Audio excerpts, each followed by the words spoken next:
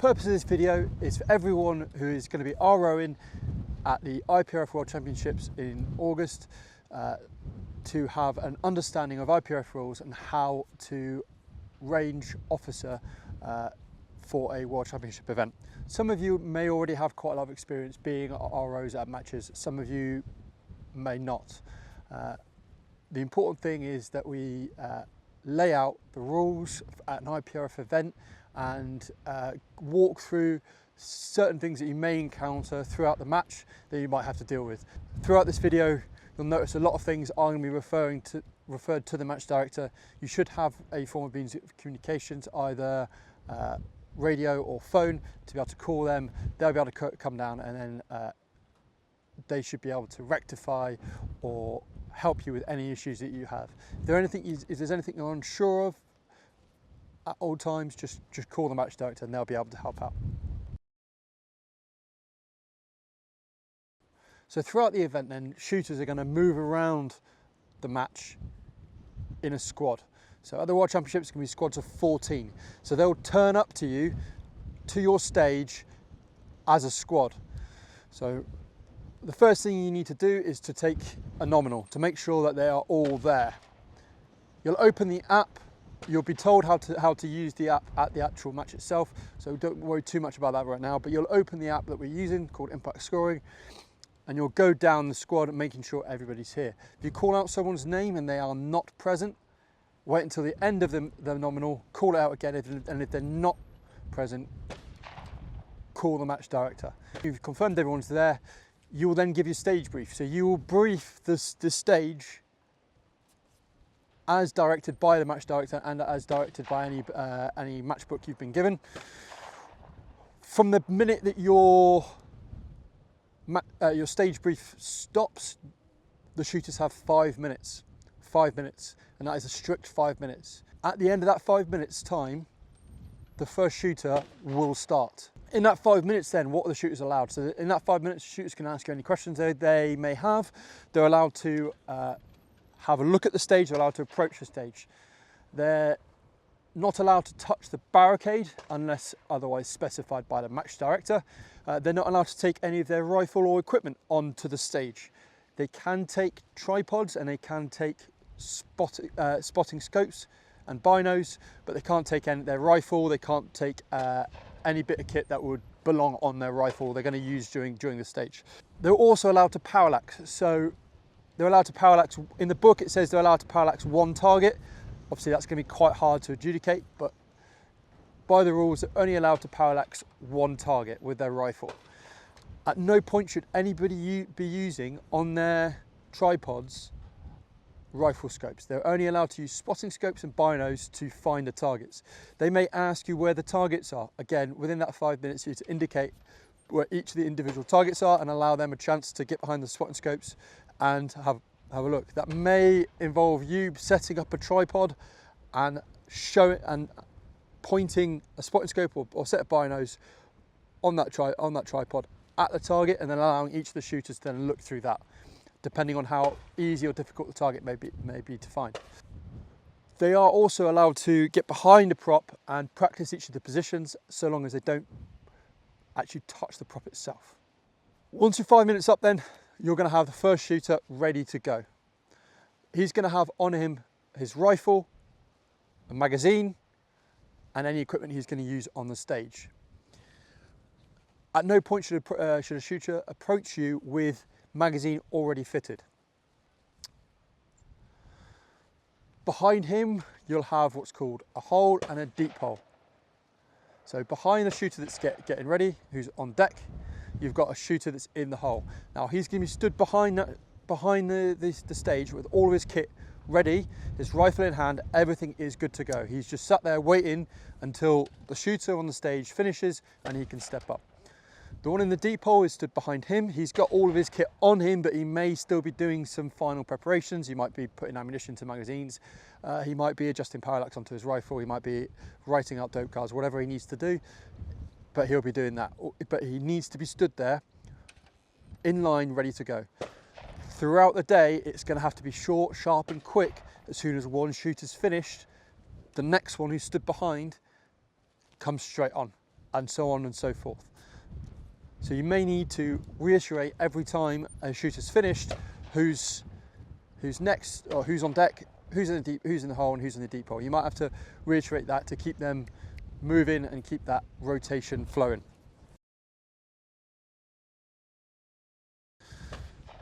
So the words of command then. So 5 minutes up, the first shooter has approached you and is ready to go. The first thing you're going to ask him is you're going to ask him, does he understand the course of fire?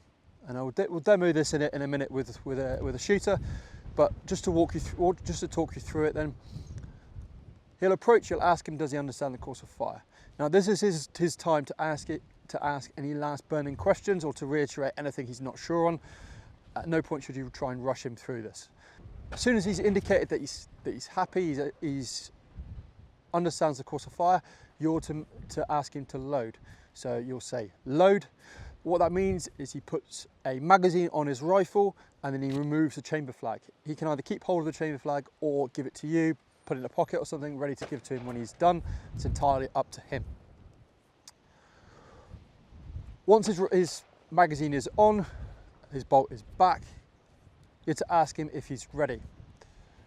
Again, this is the last little minute for him to get in the right headspace to get any bit of kit that he wants to use on the stage off the deck, and then once he indicates that he is ready, you will have to give him a standby and then start the timer.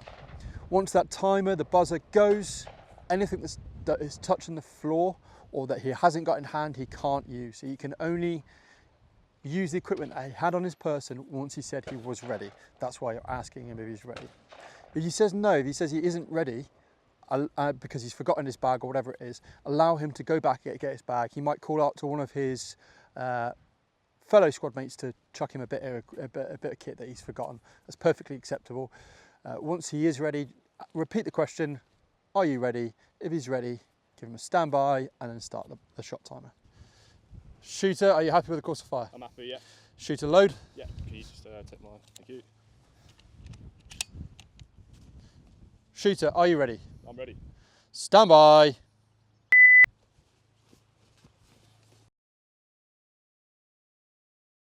Throughout the stage, you may have to issue warnings. So these are minor safety violations that the shooter may have done while shooting. We obviously hope that these don't happen, but mistakes happen in the heat of under the pressure of the timer, and shooters make mistakes. It's the way of the world. One of the ones you tend to see at matches is what we call skyloading. Now, as you should know or been briefed, all movement on a stage occurs with the bolt open. The only time a shooter is allowed to close the bolt is when he is looking through his scope at the target. And what we mean by that is that within his sight picture, he can see that target. So any movement between positions has to be done with the bolt open, but also between targets. So if a stage has multiple targets and he has to switch from one target to the next, he has to do so with the bolt open. If he's accidentally closed the bolt on a target and realised that target isn't the one he's supposed to be engaging, he's only allowed to switch to his actual target once he opens the bolt, and you'll have to be hot on that. Your main role is going to be watching what that shooter does with his muzzle and with his bolt. Our main point of safety here, operating on the stages, is having that bolt open. Nothing can go wrong with the bolt open, so that's why we do it. So if you see a shooter move with a bolt closed, you're not gonna stop him from shooting. You're just gonna, in a very distinct voice, say skyloading, first warning, on his first time through. Yeah, he should then hear that and adjust his drills correctly. He's made a mistake. You've told him he's made a mistake and he's corrected it. If, however, he does it again, so if he does it twice on a single stage, you're to stop him from shooting, and you are to tell him, unfortunately, he has had a stage DQ. His score is 0 and he does not get to reshoot that stage. He has had 2 safety incidents on a single stage. He's not fit to carry on that stage. What's important with that as well is that you inform the match director that they have received a stage DQ and the reason why. And obviously the reason for that is that the match director can make a note, and if that shooter has another incident like that, then they will be asked to leave the range, unfortunately, because they are unsafe. The next one, which I really hope we never see, is muzzle sweeping. Now, if you see someone do this with a rifle that's got a flag in, just issue them a warning, tell them not to do that again. If they have done it multiple times, inform the match director so that we can take action. If, however, someone sweeps the line with a loaded rifle, you're going to issue a stage DQ. You're just going to tell them to unload and leave the stage because they are unsafe. The most serious issue you may have is an unintended discharge, a UD.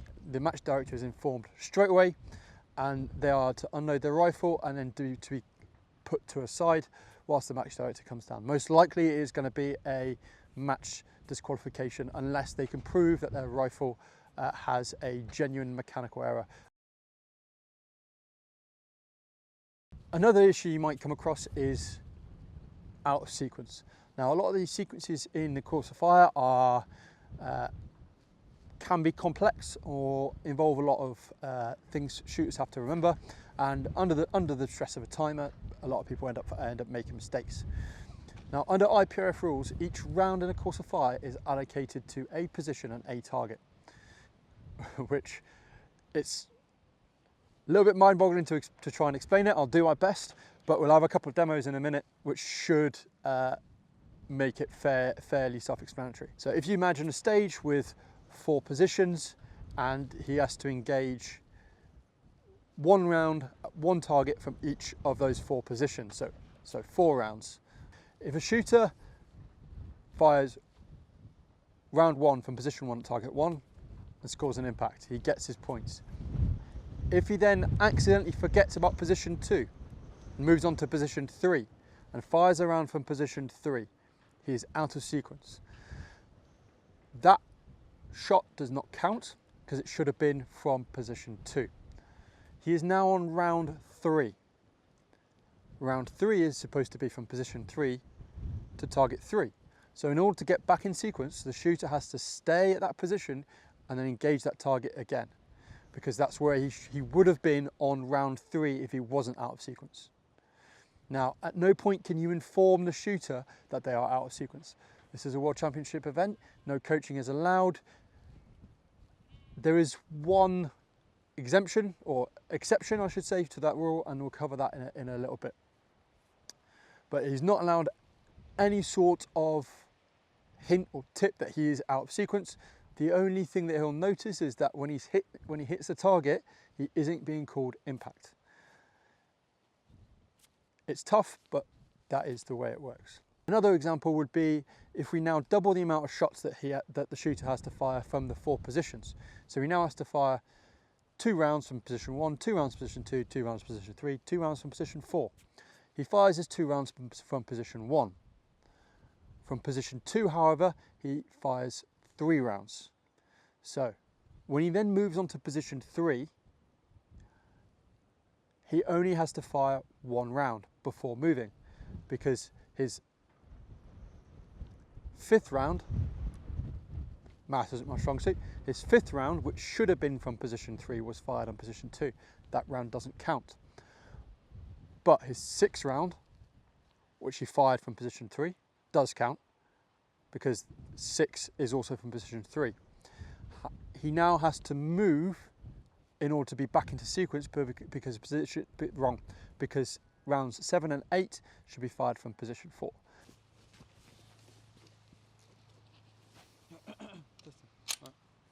Oh, fuck off.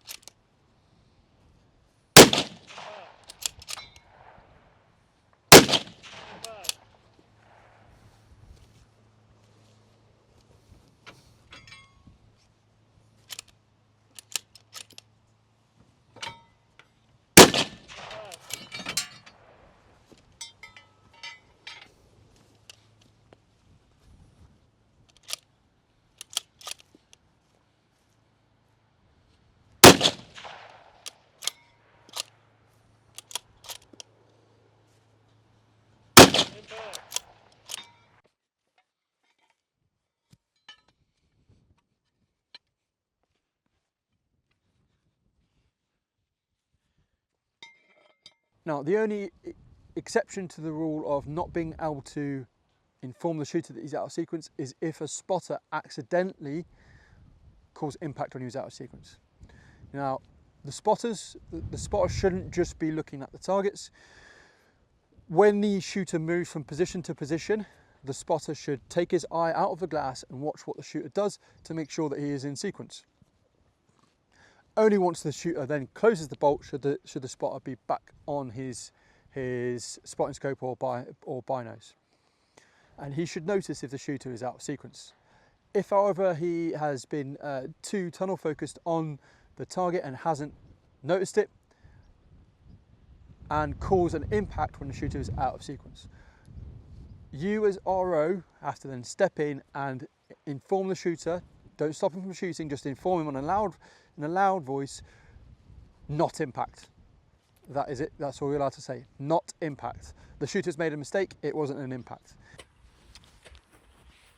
Sorting out the rifle. 1, 2, 3. Impact!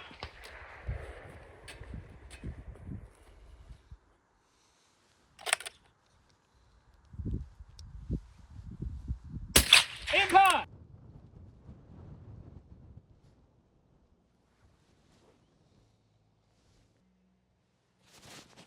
Not impact.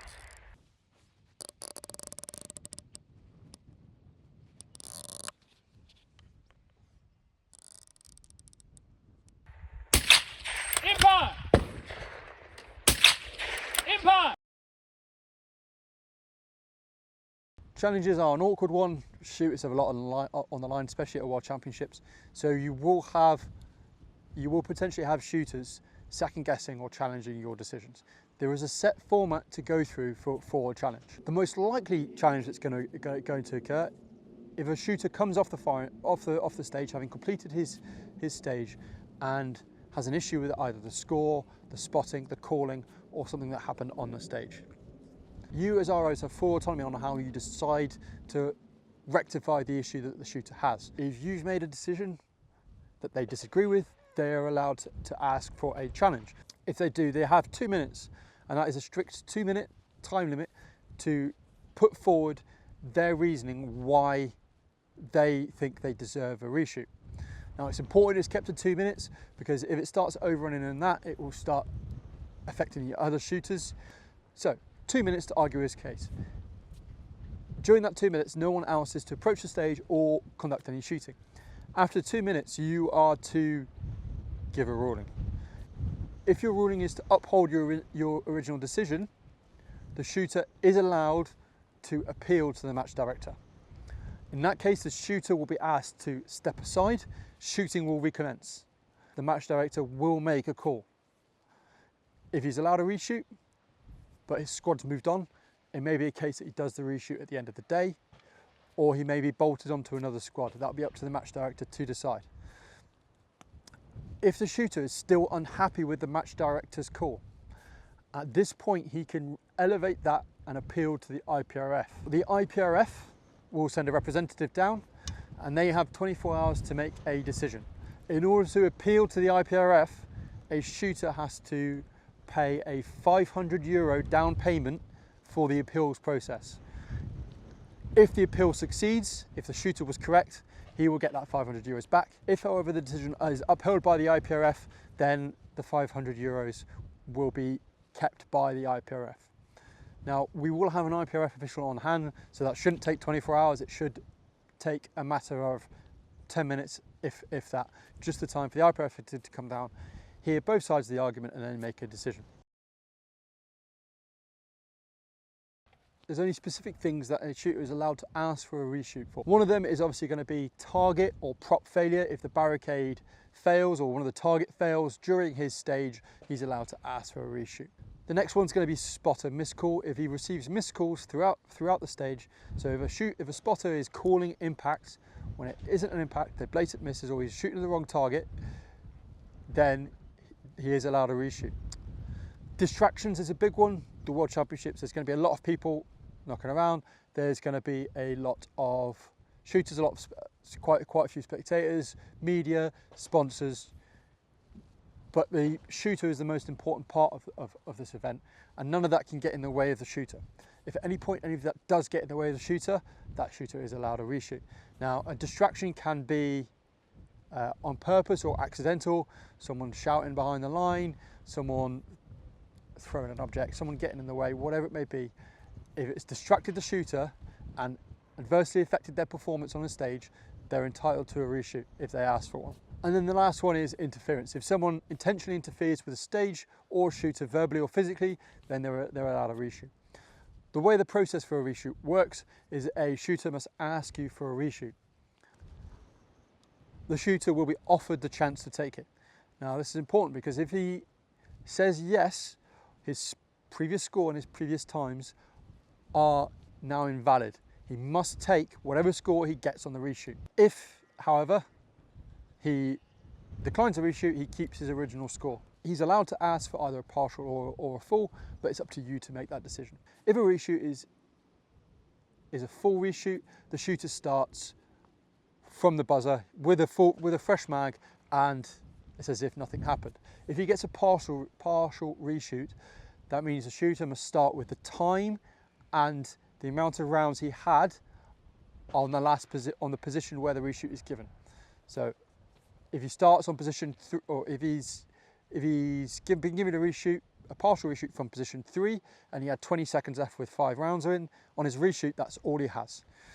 If doing this stage he got to position 3 with 5 rounds left in his magazine and he had 20 seconds left, on his reshoot, if he starts from stage 3, if he starts from position 3, that's the amount of time and the amount of ammunition that he will have on the reshoot. If you are unsure, however, how many rounds or how much time he had at the point that he's allowed the reshoot, he has to do a full reshoot. He isn't allowed a partial.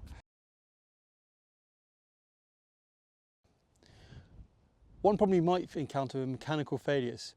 Now, if a shooter has a mechanical failure at any point during the stage, and that is from the minute that the start timer goes, they have to rectify it themselves. If, however, you think that stoppage has made that rifle unsafe, you can stop the shooter.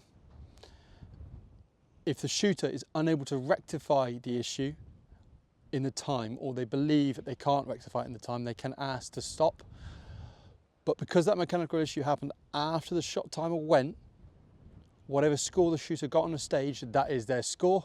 They're not allowed a reshoot. Now, if the shooter has a mechanical failure before the start timer, so for example, his scope falls off while he's preparing his rifle, or he comes up to you and as you say, shooter ready, his stock falls apart, his chassis falls apart, or his scope falls off, for example. He does not have to then start the stage. He is then allowed to go to the rear of the squad, try and rectify that issue. If he has to re-zero because it's a problem with his scope, you can ask to do so, and you would have to phone the match director and ask permission to allow him to zero. And what will most likely happen is the match director will come down, take that shooter off to the side to where there's a 50-meter paper target, and allow him to re-zero his rifle. The shooter will then jump in the order of the squad where he can. If the squad's moved on, then you may end up having to catch up that stage at the end of the day, but that'll be under the match director's discretion. Throughout a match, no coaching is allowed. This is a World Championships after all. As soon as the shot timer goes off, as soon as the buzzer goes, nothing is allowed to be told to the shooter other than impact. So the spotters are called impact when they see one, but if he misses, they're not to receive any call.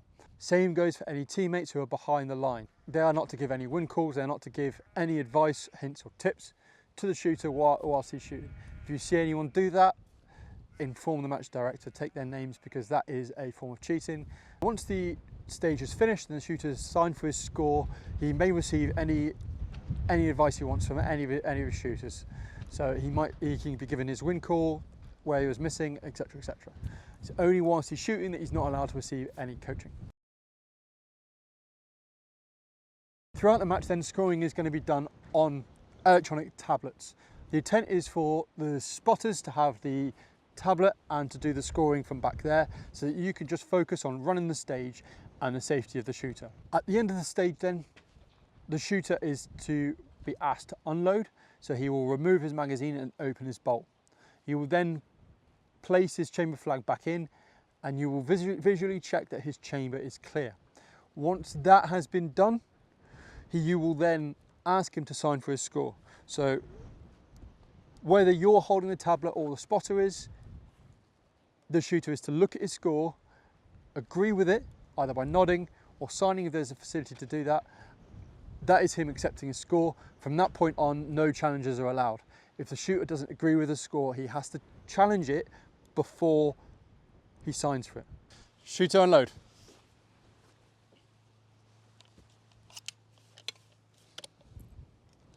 Thank you very much. That's your score. Yeah, Happy happy. with that? No other shooter is to start the stage before that last score was signed for. Whilst he's doing that with a spotter, you can then get the next shooter up. You can issue the words of command. And then as soon as the spotter gives you the thumbs up that he has signed it, the next shooter starts. It needs to be that rapid in order to get everyone through in a timely manner.